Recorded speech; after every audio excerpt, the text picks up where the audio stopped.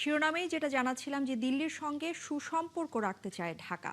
আর এই ক্ষেত্রে দণ্ডপ্রাপ্ত শেখ হাসিনার ভারতে বসে রাজনৈতিক কর্মকাণ্ড চালানোর বিষয়ে দেশটির সরকারের অবস্থান স্পষ্ট হওয়া উচিত বলে মনে করেন পররাষ্ট্র প্রতিমন্ত্রী শামা ওবায়েদ। বিকেলে নিজ দপ্তরে সাংবাদিকদের এসব কথা বলেন তিনি। সেই সাথে ব্রিক্স সম্মেলনে অংশ নিতে ভারত সরকারের আমন্ত্রণে প্রধানমন্ত্রী তারেক রহমানের দিল্লিতে যাবার বিষয়ে এখনো কোনো সিদ্ধান্ত হয়নি বলেও জানান প্রতিমন্ত্রী। রিপোর্ট সুফিয়ান ফারাবির। পলাতক ফ্যাসিস্ট শেখ হাসিনা ভারতে পালিয়ে যাওয়ার দ্বিতীয় বার্ষিকীতে দিল্লির ফরেন করেসপন্ডেন্টস ক্লাবে ৫ আগস্ট সংবাদ সম্মেলন ডেকেছে। দেশটিতে আশ্রয় নেওয়ার পর এটি হতে যাচ্ছে তার প্রথম সশরীরে রাজনৈতিক অনুষ্ঠানে অংশগ্রহণ। জুলাই আন্দোলনে গণহত্যার ঘটনায় মানবতা বিরোধী অপরাধে দণ্ডিত শেখ হাসিনার অধ্যায় পেছনে ফেলে ঢাকা দিল্লি সম্পর্ক যখন আবারও উষ্ণতার দিকে, তখনই কার্যক্রম নিষিদ্ধ আওয়ামী লীগের ওই সংবাদ সম্মেলন ঘিরে নানা প্রশ্নের জন্ম দিয়েছে। পররাষ্ট্র প্রতিমন্ত্রী জানান, ভারতের সাথে ভালো সম্পর্ক রাখতে চায় বাংলাদেশ। এক্ষেত্রে দিল্লির উচিত তাদের অবস্থান স্পষ্ট করা। আমরা যেটা ফলো করছি যে ভারত সরকারও ইতিমধ্যে রিসেন্টলি কিন্তু একটা স্টেটমেন্ট দিয়েছে যে তারা আশা করে না যে ওখানে পলাতক একজন আসামি রাজনৈতিক কোনো কথা বলবে বা রাজনৈতিক বক্তব্য দিবে, সেটা ভারত সরকার সমর্থন করে না। এবং ভারত সরকার এই রিসেন্ট যেটা আপনি বললেন যে তারা অনলাইন মিটিং করবে বা যেটাই করবে, সেটা ভারত সরকার সমর্থন করে কি করে না সেটা ভারত সরকারকে ক্লিয়ার করতে হবে। এ সময় শামা ওবায়েদ জানান, অন্তর্বর্তীকালীন সরকারের সময়ে থমকে যাওয়া বাংলাদেশ ভারত সম্পর্কের পালে এখন যে হাওয়া লেগেছে তা যেন ক্ষতিগ্রস্ত না হয়। ফরওয়ার্ড লুকিং একটা অ্যাটিটিউড নিয়ে আগাচ্ছে ভারতের সাথে, সেটা ক্ষতিগ্রস্ত হোক সেটা আমরাও চাই না, এবং আমার গভীর বিশ্বাস যে ভারতও চায় না। তো সুতরাং এটা ভারতকেই ক্লিয়ার করতে হবে যে ভারত সমর্থন দিচ্ছে কি। আঞ্চলিক ও বৈশ্বিক রাজনীতিতে ভারসাম্যপূর্ণ অবস্থানের মাধ্যমে দেশের স্বার্থ রক্ষায় কাজ করছে বর্তমান সরকার। একই সঙ্গে যুক্তরাষ্ট্র, চীন ও ভারতের সঙ্গে সমান কূটনীতি চলবে বলে জানান পররাষ্ট্র প্রতিমন্ত্রী। সেটা সময় বলে দিবে কখন, কোথায়, কিভাবে উনি কোন দেশে উনি সফর করবেন। সুফিয়ান ফারাবি, একাত্তর, ঢাকা। এদিকে প্রধানমন্ত্রী তারেক রহমানের পররাষ্ট্র বিষয়ক উপদেষ্টা হুমায়ুন কবিরের সঙ্গে সৌজন্য সাক্ষাৎ করেছেন ভারতের হাই কমিশনার দীনেশ ত্রিবেদী। বিকেলে রাজধানীর তেজগাঁওয়ে প্রধানমন্ত্রীর কার্যালয়ে এই সাক্ষাৎ অনুষ্ঠিত হয়েছে। সাক্ষাৎকালে বাংলাদেশ এবং ভারতের মধ্যে বিদ্যমান দ্বিপক্ষীয় সম্পর্কের বিভিন্ন দিক এবং পারস্পরিক স্বার্থ সংশ্লিষ্ট বিষয়ে আলোচনা হয়। পলাতক শেখ হাসিনা ৫ আগস্ট প্রকাশ্যে বক্তব্য রাখতে পারেন বলে সোশ্যাল মিডিয়ায় ছড়িয়ে পড়া খবরটিও আলোচনায় উঠে আসে। আর এই বিষয়ে পররাষ্ট্র উপদেষ্টা ভারতে পলাতক শেখ হাসিনা সহ কার্যক্রম নিষিদ্ধ সংগঠনের কেউ যেন দেশটির ভূখণ্ড ব্যবহার করে রাজনৈতিক বক্তব্য প্রদান বা বাংলাদেশের অভ্যন্তরে অস্থিতিশীলতা সৃষ্টির জন্য কোনো কর্মকাণ্ড চালাতে না পারে সে বিষয়ে সে দেশের সরকারের সহযোগিতা চেয়েছেন।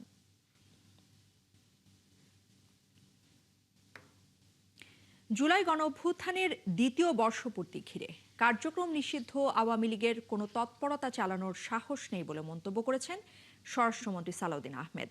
আজ সচিবালয়ে সাংবাদিকদের প্রশ্নের জবাবে তিনি জানিয়েছেন, বোমা নিয়ে আতঙ্কিত হবার কিছু নেই। দুবাইয়ে সাবেক আইজিপি বেনজির আহমেদের জামিন বাতিলের চেষ্টা করছে সরকার, তবে তার সন্দেহ বেনজিরের অন্য দেশের পাসপোর্ট থাকতে পারে। শারমিন নীরা জানাচ্ছেন বিস্তারিত।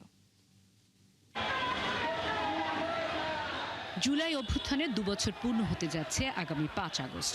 এমন বাস্তবতায় দিনটিকে ঘিরে নিরাপত্তার কোনো শঙ্কা আছে কিনা সোমবার সচিবালয়ে স্বরাষ্ট্রমন্ত্রীকে পেয়ে জানতে চান সাংবাদিকরা। এর জবাবও দেন সালাউদ্দিন আহমেদ। আওয়ামী লীগের এত মরদ আছে বলে তো আমার মনে হয় না।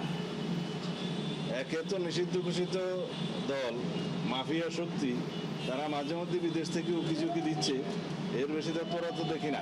সম্প্রতি বিভিন্ন স্থানে বোমা কিংবা বোমা সদৃশ বস্তু পাওয়া প্রসঙ্গে তিনি বলেন, একাধিক জায়গায় বোমা উদ্ধারে কোনো যোগসূত্র আছে কিনা তা খতিয়ে দেখা হচ্ছে।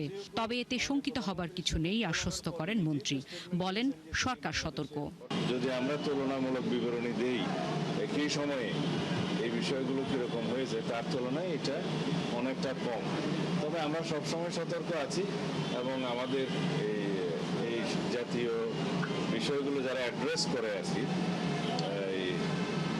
আমাদের উগ্রবাদী তৎপরতা বা এই জাতীয় সাম্প্রদায়িক সম্প্রীতি বিনষ্ট করার যে সমস্ত তৎপরতা, এগুলো যারা মনিটর করে, আমাদের স্পেশাল টিম আছে, তারা এই ব্যাপারে সতর্ক আছে। সাবেক আইজিপি সম্পর্কে তিনি বলেন, বেনজির আহমেদ যাতে দুবাই ছাড়তে না পারে সেই শর্তে জামিন দিয়েছে আরব আমিরাতের আদালত। তার জামিন বাতিলের জন্য কাজ করছে সরকারের নিয়োগ করা ল ফার্ম।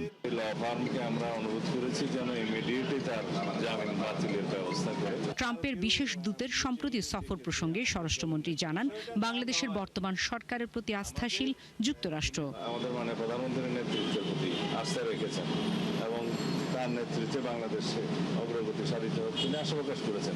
শর্মিন মীরা, ৭১, ঢাকা। গুম প্রতিরোধ এবং প্রতিকার আইন 2026-এর খসড়ায় নীতিগত ও চূড়ান্ত অনুমোদন দিয়েছে মন্ত্রিসভা।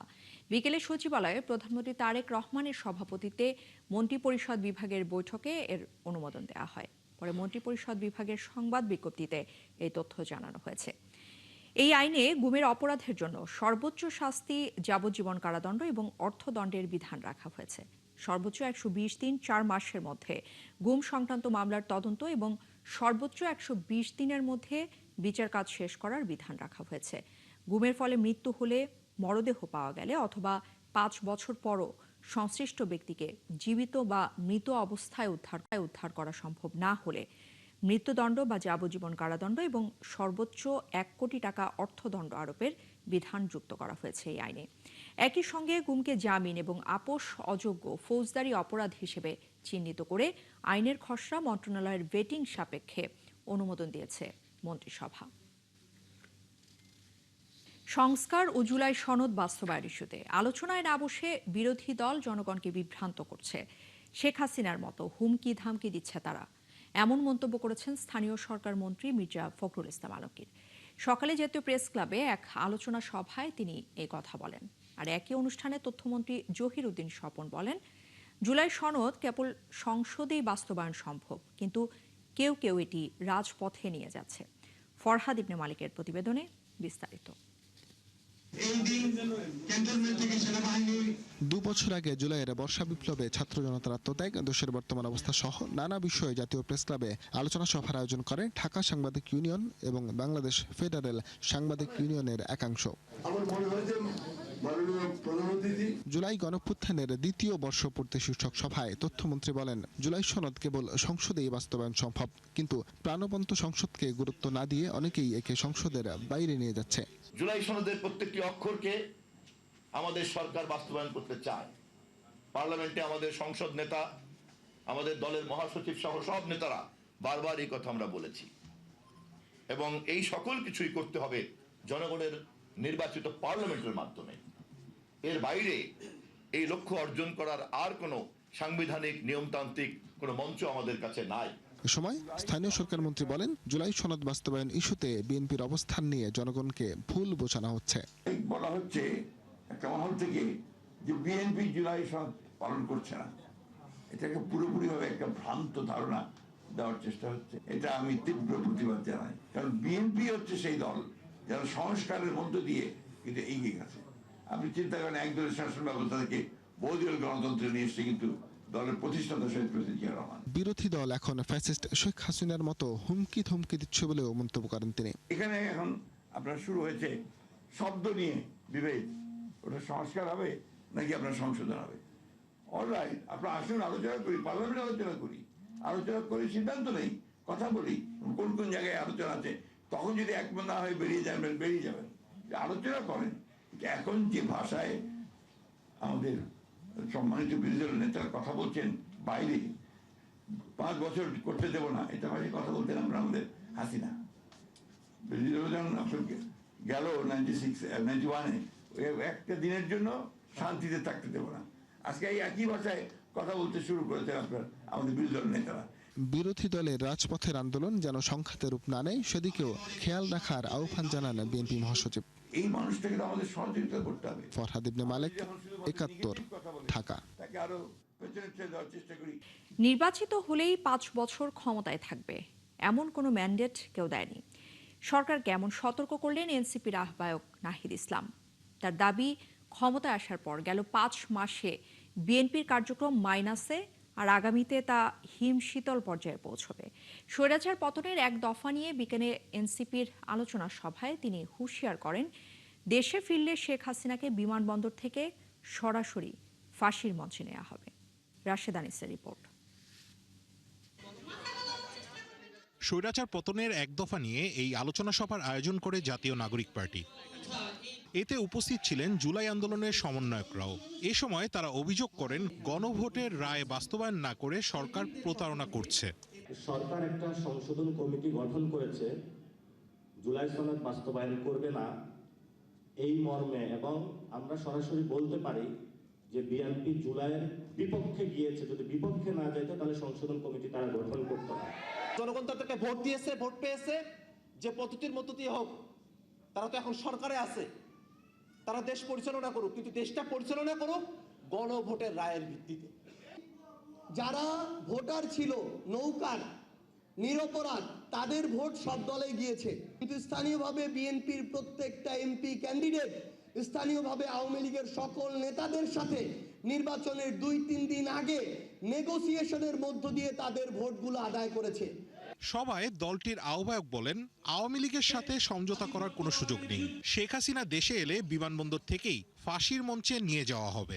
আর যদি শেখ হাসিনা ডিসেম্বরে আসে, সেই ডিসেম্বরে আসার জন্য যে ব্যবস্থা তারেক রহমান করে দেয়, এয়ারপোর্ট থেকে সরাসরি ফাঁসির মঞ্চে, কোনো কথা হবে না।